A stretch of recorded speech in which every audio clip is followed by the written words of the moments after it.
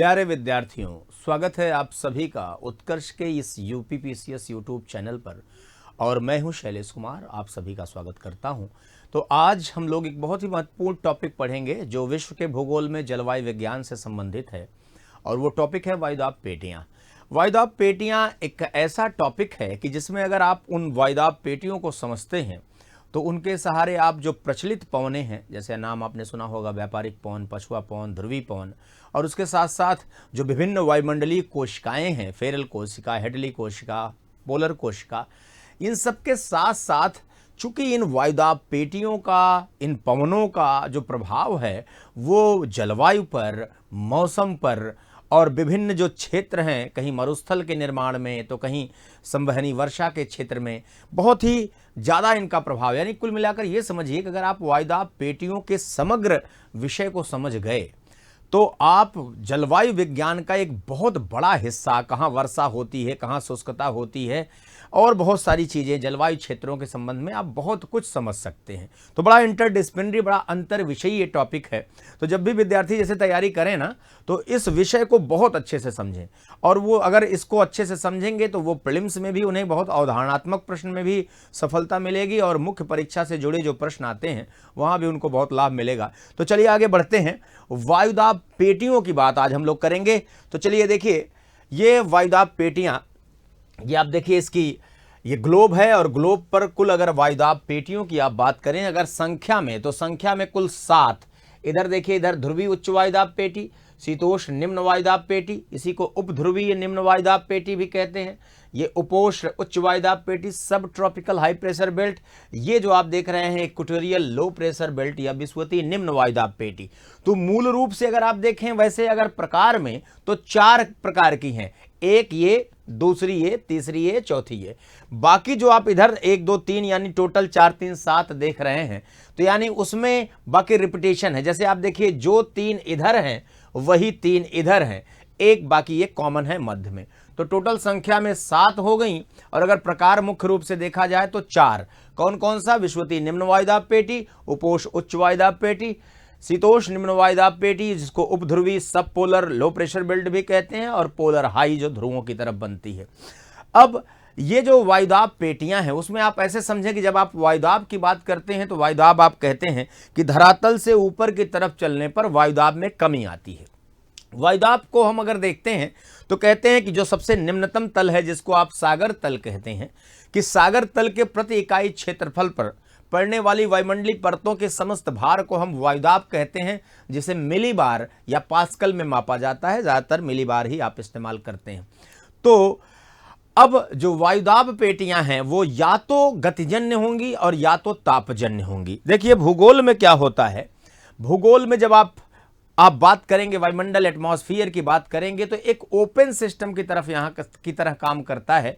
यहाँ ताप और दाब का जो संबंध आप देखेंगे वो जो होता है, जैसे आप देखिए कि ये टेम्परेचर की बात करें तो ये प्रेशर के इन्वर्सली प्रोपोर्शनल होगा।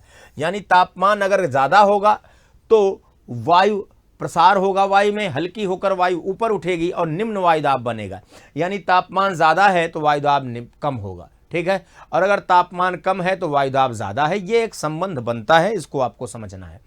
अब या तो तापजन्य है और या गतिजन्य है। जैसे जहां आपको लगे कि ये नियम फॉलो नहीं हो रहा है, इसका मतलब वहां जो पेटी है वो गतिजन्य कारण से निर्मित हो रही है। जैसे अभी आप देखेंगे कि मान लीजिए विषुवतीय निम्न वायुदाब पेटी की बात करेंगे तो यहां देखिए लो प्रेशर है, वर्ष भर उच्च तापमान है, तो यहाँ निम्न वायुदाब है। ये बात यहाँ से एकदम सही होती है, ये तापजन्य है।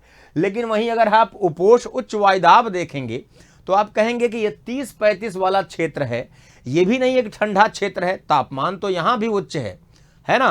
तो यहाँ एक प्रकार से हाई प्रेशर फिर कैसे हुआ, यहाँ तो लो प्रेशर होना चाहिए। इसका मतलब है ये इस नियम का पालन यहाँ नहीं होता है, इसका मतलब ये तापजन्य नहीं है। फिर क्या है, फिर ये गतिजन्य कारणों से, डायनेमिक जो रीजंस हैं उसके वजह से, गतिक कारणों की वजह से यह निर्मित हुई है, वो उसकी बातचीत हम लोग करेंगे। क्लियर है? तो थोड़ा सा ये काफ़ी उलझाऊ भी रहता है, कई बार विद्यार्थियों को बहुत कठिन भी लगता है।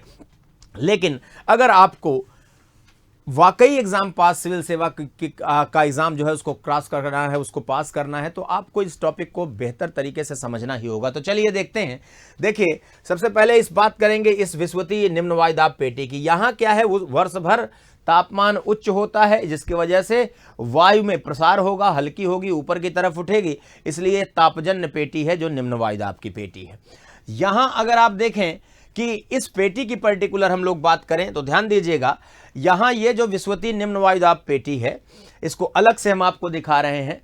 इस विषुवतीय निम्न वायुदाब पेटी में दोनों तरफ से जो व्यापारिक पवने हैं, जैसे ये आप जो देख रहे हैं, ये उत्तर पूर्वी व्यापारिक पवने, ये उत्तर पूर्वी व्यापारिक पवन, और ये जो आप इधर से देख रहे हैं ये दक्षिण पूर्वी व्यापारिक पवने, ये दक्षिण पूर्वी व्यापारिक पवने, ठीक है। ये पवने, ये दोनों पवने देखिए उपोष्ण उच्च वायुदाब पेटियों से आती हैं किधर की तरफ, विषुवतीय निम्न वायुदाब पेटी की तरफ आती हैं। तो ये दोनों पवने चूंकि इस निम्न वायुदाब पेटी में क्या होती हैं, अभिसरित होती हैं, और यह पेटी जो होती है, जो विषुवतीय निम्न वायुदाब पेटी है, ये 10 डिग्री नॉर्थ से 10 डिग्री साउथ, जैसा आप यहां भी देख रहे हैं 10 degree north to 10 degree south के बीच होती है। तो यहां आप देखिए उपोष्ण उच्च वायुदाब पेटी से आकर ये पवने मिलती हैं। तो चूंकि मिलती हैं, अभिसरण होता है, मिलने को अभिसरण कहते हैं, दूर जाने को अपसरण कहते हैं। तो इस प्रकार से इसी पेटी को ITCZ के नाम से भी जाना जाता है, विषुवतीय निम्न वायुदाब पेटी को।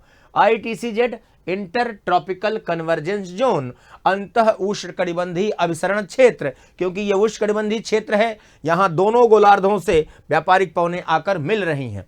तो यही ITCZ है। ध्यान दीजिएगा, सूर्य के उत्तरायण के साथ पेटियां उत्तर की तरफ स्थानांतरित होंगी, और उसके साथ साथ ये ITCZ भी उत्तर की तरफ स्थानांतरित होगा। और इसीलिए आप देखते हैं कि गर्मियों में, अभी जैसे देखिए गर्मी आप धीरे धीरे प्रारंभ हो रही हैं, तो आप देखेंगे कि मानसून के आगमन में इस पेटी का उत्तर की तरफ खिसकना बहुत ही आवश्यक होता है। हालांकि इसका खिसकाव सब जगह एक समान नहीं होगा। ITCZ जो होती है, चूंकि स्थल और जल में तापमान का वितरण अलग अलग होता है, इसलिए ये स्थल जल पर एक समान नहीं होगी। एक बात याद रखना है कि ITCZ स्थल की तुलना में सागर पर ज्यादा अस्थायी होगी कंपेरेटिवली, क्योंकि सागर पर तापमान कंपेरेटिवली धीरे धीरे परिवर्तित होता है, किसके तुलना में, स्थल की तुलना में। स्थल पर आप देखेंगे, अगर भारत की बात करें, भारतीय उपमहाद्वीप की बात करें, तो आप देखेंगे ये खिसक कर गर्मियों में करीब 25 डिग्री उत्तरी अक्षांश या उससे भी उत्तर तक पहुंच जाता है, यानी उत्तर भारत के मैदान तक आ जाती है। और तब देखेंगे आप कहीं न कहीं मानसून के आगमन के लिए एक बेहतर रास्ता तैयार होगा। तो ये बहुत इंपॉर्टेंट एस्पेक्ट है। अब इसी में, इस विषुवतीय निम्न वायुदाब पेटी में आप देखिए एक डोल्ड्रम का क्षेत्र भी है, यानी 5 डिग्री उत्तर से 5 डिग्री दक्षिण, इसी पेटी के अंदर ये बात हुई। क्या हुआ कि चूंकि इसमें बहुत तेजी से संवहन हो रहा है, संवहन का मतलब वायु का आरोहण, ऊपर उठना, तो यहां आप देखिए एक शांत क्षेत्र, क्योंकि बहुत तेजी से वायु उठ रही है, तो नीचे लगभग एक शांत क्षेत्र, शांत इन द सेंस कि यहां क्या होगा कि दोनों तरफ से पवने मिलकर और एकदम मिलने से पहले ही ऊपर उठ रही हैं, तो यहां एक शांत क्षेत्र विकसित हो जाता है, जिसको डोल्ड्रम कहा जाता है। डोल्ड्रम में कोरियालिस बल का मान बहुत ही कम होता है, इसीलिए डोल्ड्रम वाले क्षेत्र में चक्रवातों का निर्माण नहीं होता है। लेकिन एक बात यह भी ध्यान रखिएगा कि इसी डोल्ड्रम वाले क्षेत्र में, जो शांत क्षेत्र है डोल्ड्रम वाला, इसमें कहा जाता है कि पश्चिम से पूरब की तरफ एक पवन बहुत मंद गति से चलती है, ठीक, उत्पन्न हो जाती है, जिसको विषुवतीय पछुआ पवन कहते हैं, इक्वेटोरियल वेस्टर्ली कहते हैं। इसको भी आपको ध्यान रखना होगा। उसका कारण एक तो घूर्णन से लगाया जाता है कि पश्चिम से पूरब घूर्णन कर रही है। दूसरा, अगर आप देखेंगे कि जो व्यापारिक पवने हैं, इनका जो दबाव है, अगर इस पेटी में देखें तो ये डायरेक्शन, यानी ये पूरब, ये पश्चिम, तो पश्चिम की तरफ दबाव ज्यादा है, तो इधर कम से कम, इधर एक हाई से लो की तरफ कह लीजिए स्थिति क्षैतिज तौर पर, क्षैतिज, तो यहां से इधर की तरफ एक प्रकार से विषुवतीय पछुआ पवनें इसमें चलती हैं। अब अगर आप देखें तो ये बहुत इंपॉर्टेंट, जैसे मैंने कहा कि संवहनी वर्षा का क्षेत्र है विषुवतीय, जो वर्षा वन है वो इन क्षेत्रों से संबंधित हैं। आगे अगर आप बढ़ें तो फिर आप देखें कि यहां से जो उठने वाली संवहनी धाराएं हैं वो क्षोभ सीमा के आसपास, जैसे यहां देख सकते हैं, क्षोभ सीमा के आसपास दोनों तरफ, दोनों गोलार्धों में बढ़ती हैं। और उसके बाद चूंकि पृथ्वी का लगातार घूर्णन जारी है, और इसके बाद जैसे जो इधर की तरफ मान लीजिए उत्तर की तरफ बढ़ी, कोरियालिस के प्रभाव में ऊपर ऊपर वो अपने दाहिनी तरफ मुड़ते मुड़ते 30-35 तक वो, ये देखिए 30-35 तक भूविक्षेपी पवनों के रूप में बदल जाती है। और यहां लगातार पीछे से पवनें आ रही हैं जो यहां से उठ रही हैं, तो इधर भी और इस गोलार्ध में इधर भी, यानी उठने वाली दोनों गोलार्धों में, जैसे आप देख रहे हैं यहां जाकर 30-35 पर गिरती हैं। और इसी गिरने के कारण यानी जो सब्सिडेंस होता है, अवतलन होता है 30-35 वाले क्षेत्र में, इसीलिए उपोष्ण उच्च वायुदाब पेटी एक गतिजन्य पेटी बनती है। हाई प्रेशर क्यों है? डायनेमिक कारण से है। अब आप समझें, नीचे जब यहां से ये गिरी पवने, तो नीचे गिरने के बाद धरातल पर अपसरित होती हैं, डाइवर्ज होती हैं, और ये डाइवर्जन जब होगा, डाइवर्ज होंगी, उसमें एक वेस्टर्ली या पछुआ पवनों के रूप में इधर शीतोष्ण निम्न वायुदाब पेटी की तरफ जाएगी, और दूसरी अगर आप देखेंगे तो व्यापारिक पवन के रूप में इधर विषुवतीय निम्न वायुदाब पेटी के रूप में आएगी। यहां दोनों गोलार्धों में ये स्थिति आप देख सकते हैं। क्लियर है? तो एक बात तो ये हो गई कि हाँ, उपोष्ण उच्च वायुदाब पेटी से ही उधर पछुआ पवने, इधर व्यापारिक पवने आती। यही जो उपोष्ण उच्च वायुदाब पेटी 30-35 की है, समझिएगा, इसको अस्वक्षांश भी कहते हैं, हॉर्स लैटिट्यूड भी कहते हैं। कारण क्या है उसका? प्राचीन समय में जो भूमध्य सागर क्षेत्र है, चूंकि वो 30 से 40 डिग्री अक्षांश के बीच आएगा, यानी एक प्रकार से उपोष्ण उच्च वायुदाब पेटी से कहीं न कहीं प्रभावित वो क्षेत्र है। तो उधर से होकर जब घोड़ों का व्यापार होता था समुद्री मार्गों से, तो इतना हाई प्रेशर होता था उस पेटी का कि कहा जाता था कि वो जहाज आगे नहीं बढ़ते थे तो कुछ घोड़े उतार कर फेंक देते थे। मतलब बेचारे वो शहीद हो गए, और उनके नाम पर कहीं न कहीं वो अस्वक्षांश इसलिए उसको कहा जाता है 30-35 वाले को। ठीक है ना? कभी कभी प्रीलिम्स में बहुत साधारण प्रश्न पूछता है। तो खैर, अब यहां अगर आप देखें तो इस पेटी में हाई प्रेशर है, और हाई प्रेशर से हवाएं बाहर जाएंगी, तो यहां चक्रवाती दशाएं न होकर प्रति चक्रवाती दशाएं होती हैं। एंटी साइक्लोनिक कंडीशंस इसमें उत्पन्न होती हैं, ध्यान दीजिएगा।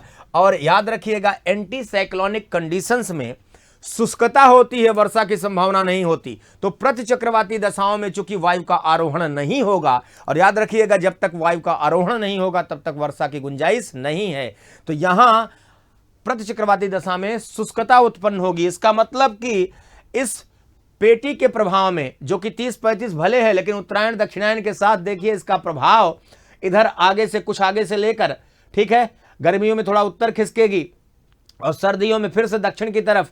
तो इसका प्रभाव इधर 30-35 भले दिख रहा है, लेकिन करीब 40 गर्मियों की तरफ, थोड़ा उधर 40 की तक, और इधर बाकी और जो आप देखेंगे प्रभाव लगभग 20-25 तक इसका प्रभाव देखा जा सकता है। तो कहा जाता है कि जो 15 से 30 डिग्री अक्षांशों के बीच में जो मरुस्थलों का निर्माण होता है, उसमें एक कारक ये भी है शुष्कता वहां होने का। There are so many reasons behind that, लेकिन एक one of the major reason या इंपॉर्टेंट रीजन ये भी है मरुस्थल के निर्माण का। जो उष्णकटिबंधीय मरुस्थल हैं उनका एक कारण ये भी है जो हाई प्रेशर बेल्ट है। क्लियर? तो ये याद रखिएगा। बाकी अब यहां से आप आगे बढ़ें तो यहां से देखिए जो पवने ये इधर जा रही हैं, देखिए ये पछुआ पवने, ये गर्म पछुआ पवने, समझिएगा। ध्रुवों की अगर आप बात देखें तो ध्रुवों पर आप समझिएगा कि ध्रुवों पर तो परमानेंट, चूंकि तापमान निम्न तापमान है, तो निम्न तापमान की वजह से क्या है, वहां उच्च वायुदाब होगा, यानी ये गतिजन्य पेटी होगी जो ध्रुवों वाली होगी, दोनों तरफ, इधर और इधर दोनों। हाई प्रेशर क्यों होगा पोलर हाई? क्योंकि वहां वर्ष भर तापमान निम्न है, लो है। तो हाई से पवने अब ध्रुवों से बाहर कहां जाएंगी भाई? ध्रुवों से अंदर की तरफ आएंगी। तो ध्रुवों से जो पवने इधर आती हैं वो ध्रुवी पवने हैं, जो ठंडी पवने हैं, इधर गर्म पछुआ पवने हैं। अब ये जिस क्षेत्र में मिलती हैं वही 60-65 वाला डिग्री अक्षांश वाला, वही उपध्रुवी या शीतोष्ण निम्न वायुदाब पेटी कही जाती है। अब समझिए, उपध्रुवी या शीतोष्ण ये क्षेत्र तो अपेक्षाकृत गर्म नहीं है, बहुत ज्यादा तापमान कम है, तापमान कम है, तो यहाँ क्या होना चाहिए था? हाई प्रेशर होना चाहिए था, लेकिन ये लो प्रेशर है। इसका मतलब कि ये पेटी गतिजन्य कारण से निर्मित है। क्यों? क्योंकि पछुआ और ध्रुवी पवने जब आप देखिए मिलती हैं, यहां आप देख सकते हैं कि ये शीतोष्ण, जब ये पछुआ पवने और ध्रुवी पवने जब दोनों मिलती हैं, कन्वर्ज होती हैं, तो इन कन्वर्जन की वजह से, ये मिलने की वजह से मिलकर इनका गतिक उत्थान होता है। जाहिर सी बात है, मिलेंगी तो मिलने के बाद ये ऊपर उठने को मजबूर हैं, तो इस वजह से यहां, और ऊपर उठ रही है वायु, इसका मतलब लो प्रेशर है। तो ये जो लो प्रेशर आप इस एरिया में देख रहे हैं, ये गतिजन्य कारण से संभव है। क्लियर? तो यहां से ऊपर उठती हैं। अब चूंकि एक बात और है कि इसी पेटी में चूंकि ये गर्म और ठंडी पवनें दो अपोजिट, दो अलग अलग नेचर की पवनें मिलती हैं, इसी वजह से यहां एक फ्रंट फॉर्मेशन होता है। वाताग्र जिसको आप कहते हैं, एक वायु का अग्रढाल है, एक वायु का अग्रढाल है जिसमें मान लीजिए एक ठंडी पवन और दूसरी तरफ से मान लीजिए गर्म पवन, ये मिलती हैं, तो इनके बीच का जो एरिया ये विकसित होता है, इसको हम फ्रंट या वाताग्र कहते हैं। ठीक है ना। जब भी गर्म और ठंडी मिलेंगी तो अपोजिट नेचर की वजह से उनके बीच जो एक ट्रांजिशन जोन बनेगा, that is like a front, वो एक फ्रंट है, वाताग्र है, वायु का अग्रढाल है। और इसी वाताग्र के कारण, इसी वजह से मध्य अक्षांशों में, यानी ये जो क्षेत्र है, शीतोष्णकटिबंधीय चक्रवातों का निर्माण होता है। यानी शीतोष्णकटिबंधीय चक्रवातों का जो निर्माण है वो वाताग्र के कारण होता है। तो ये बहुत ही महत्वपूर्ण पेटी है, इसको आपको ध्यान में रखना पड़ेगा। क्लियर है? चलिए, वेरी गुड, बहुत अच्छी बात है। तो यहां ये, अब इसके अलावा बाकी हमने पहले ही इसको बताया आपको कि ये जो पेटी है, ये लास्ट वाली, ये ध्रुवीय उच्च वायुदाब, ये तापजन्य कारण से है, क्योंकि वर्ष भर तापमान ध्रुवों पर क्या रहेगा, वर्ष भर तापमान यहां क्या रहेगा, तापमान कम रहेगा। तापमान कम रहेगा तो हाई प्रेशर, कम तापमान होगा, वायु ठंडी होगी, भारी होगी, नीचे बैठेगी, तो हाई प्रेशर है। और हाई प्रेशर, ठीक, वहां से ध्रुवीय पवनें इधर की तरफ आती हैं, तो वहां भी कम से कम कैसी दशा होगी, वहां भी प्रतिचक्रवाती दशाएं होंगी ध्रुवों पर, और वहां भी वर्षा की संभावना नहीं होगी। तो अगर आप पैटर्न देखें तो आपको बड़ा बेहतरीन पैटर्न समझ में आएगा। क्या पैटर्न समझ में आएगा? इधर देखिए, तापजन्य लो प्रेशर, इधर हाई प्रेशर गतिजन, इधर फिर लो प्रेशर गतिजन, और इधर वाला फिर जो है तापजन्य हाई प्रेशर। तो लो हाई, इसको आपको समझना है। क्लियर? बाकी वही ऐसे पैटर्न इधर भी है, इनका सब रोल। और इन्हीं के बीच में आप देखिए, इधर व्यापारिक पवन, इधर पछुआ पवन और उधर ध्रुवीय पवन, ये प्रचलित पवनों का भी संबंध इसी से है। और अगर आप इसी को देखेंगे तो यहां से ऊपर उठना, जैसे आप देख रहे हैं, यहां ऊपर उठना, यहां गिरना, फिर वापस आना, ये व्यापारिक पवनों के रूप में हेडली कोशिका, यहां पछुआ पवनों के रूप में जाना, ध्रुवीय पवनों से मिलना, फिर ऊपर उठना, ऊपर उठकर वापस एक शाखा आना, फेरल कोशिका, फेरल के नाम पर, और यहां से जो ऊपर उठ रही है उसकी एक शाखा जो ध्रुवों पर गिर रही है, ध्रुवीय पवनों के रूप में आ रही है, फिर से मिलकर ऊपर जा रही है, वो पोलर। यानी ये हेडली, ये फेरल और ये पोलर, तीन कोशिकाएं भी निर्मित हो गई, जिनका संबंध इस वायुदाब पेटियों से है, इन प्रचलित पवनों से भी है, और जो ऊपरी वायुमंडलीय संचरण जो घूमकर हो रहा है पूरी तरह से, उससे भी है। तो ये बहुत ही इंपॉर्टेंट एस्पेक्ट है। आशा है कि आप इन वायुदाब पेटियों को जरूर समझे होंगे। फिर किसी टॉपिक में जो पवनें हैं उनका अलग से विश्लेषण, उनका अलग से प्रभाव, ये सारी बातें हम लोग करेंगे। तो चलिए, ये बहुत ही इंपॉर्टेंट एक एस्पेक्ट है जिसको आपने देखा, अलग अलग तरीके से देखा, समझा भी इनकी भूमिका को, उपयोगिता को। आइए बात करते हैं। देखिए, बहुत ही इंपॉर्टेंट एक सूचना है, यूपीपीसीएस के सभी ऑनलाइन कोर्सेज पर 90% तक का डिस्काउंट दे रहा है उत्कर्ष, और ये एक होली का धमाका है, हंगामा है। हम होली से पहले ही होली मना रहे हैं, तो होली का हंगामा है। और इसमें आप देखिए कि 9 से लेकर 22 मार्च तक ये चल रहा है। इसमें 90% तक का डिस्काउंट, और साथ में आपको 100% तक कैशबैक मिल सकता है। क्लियर? और सभी पेड स्टूडेंट्स के लिए 10% एक्स्ट्रा डिस्काउंट भी आपको मिलेगा। इसके लिए you have to use coupon code Holi, HOLI। तो होली, आप होली के त्यौहार से, रंगों के त्यौहार से सराबोर होकर खेलिए खूब, और उसके साथ साथ ये ज्ञान का जो लाभ है, उस ज्ञान का जो लाभ है, जो ऑफर है, उसका लाभ लीजिए, अपने ज्ञान को भी बेहतर करिए, ताकि आपका जीवन रंग बिरंगा हो, जीवन भर रंग बिरंगा हो। तो इसका जितने जल्दी आप लाभ उठा सकते हैं उतना ही बेहतर है। इसके अलावा बात करें तो यूपीपीसीएस फाउंडेशन आरंभ बैच एक बहुत ही, ये एक प्रचंड आरंभ हो रहा है। इसमें संपूर्ण तैयारी स्टार्टिंग इसकी देखिए 15 अप्रैल से, कब से, 15 अप्रैल 2025 से ये स्टार्ट हो रहा है। लाइव फ्रॉम स्टूडियो बैच आप इसको देख सकते हैं। ड्यूरेशन इसका 14 महीने का है। ओरिजिनल प्राइस 25,000 थी, बट व्हाट, ऑफर प्राइस जो आपका ये 6,500 रुपए का ऑफर प्राइस है। तो ये हंगामा ऑफर है 9 से 22 मार्च तक। इनरोल नाउ, आप इनरोल करें, इसका लाभ लें। क्लियर है?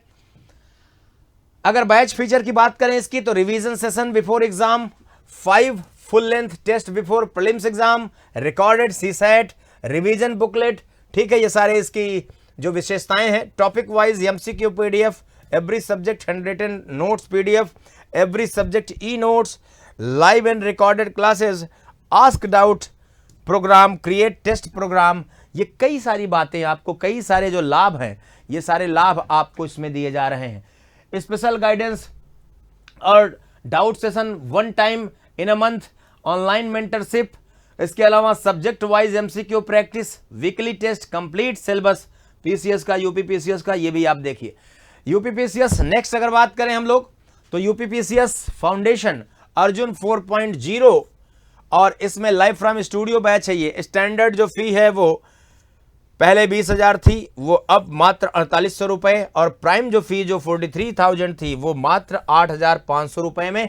ये भी होली का ही हंगामा है, ऑफर का लाभ उठाएं आप 9 से 22 मार्च तक, तो इनरोल करिए और इसका लाभ आपको ज़रूर मिलेगा।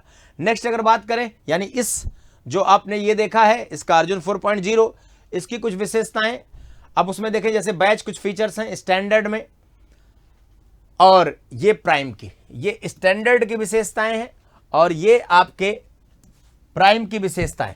क्लियर, दोनों की विशेषताएं आपको दिख रही हैं। इसमें live recorded Hindi answer writing, essay answer writing, weekly monthly test, monthly current affair, hand written e notes, create test, asked out, mock test, mentorship guidance. ये देखिए डिफरेंट है काफ़ी कुछ चीज़ें।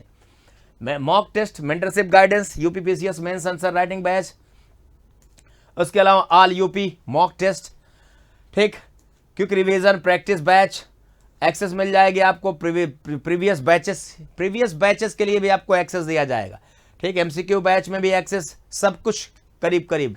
Mains test series, UPPCS RO foundation webinar, prelims test, 5 year PYQs, बहुत कुछ ऐसा है जो आपके लिए बहुत ही इंपॉर्टेंट होने जा रहा है। तो आप इन सब का जल्दी इन सब का आप लाभ उठाएं और अपनी तैयारी को बेहतर करें, उसको आप देखें। तो इस प्रकार से ये सारी सुविधाएं हैं जिसका आप लाभ ले सकते हैं और आप अपना जो त्यौहार है उसको और ज़्यादा कलरफुल कर सकते हैं। तो अग्रिम शुभकामनाएं होली की। बहुत बहुत धन्यवाद। Happy Holi to all of you.